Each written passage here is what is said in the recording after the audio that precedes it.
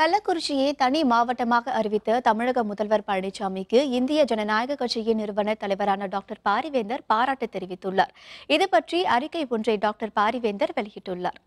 ஆளுநர் உரைக்கு நன்றி தெரிவிக்கும் தீர்மானத்தின் மீது பதிலளித்த முதல்வர் பழனிசாமி, விழுப்புரம் மாவட்டத்தை இரண்டாக பிரித்து கள்ளக்குறிச்சியை தலைமையிடமாக கொண்டு புதிய மாவட்டம் அமைப்பதற்கான அறிவிப்பு காலத்தை செய்த மிகச்சிறந்த செயலாகும் என்று தெரிவித்துள்ள டாக்டர் பாரிவேந்தர், கல்வராயன் மலை, சின்னசேலம் ஆகிய மலைப்பாங்கான பகுதிகளைச் சேர்ந்த மக்கள் விழுப்புரம் மாவட்ட ஆட்சி அலுவலகத்திற்கு வர வேண்டுமானால் சுமார் 120 கிலோமீட்டர் பயணம் செய்ய வேண்டிய நிலை இருக்கிறது என்பதை சுட்டிக்காட்டியுள்ளார்.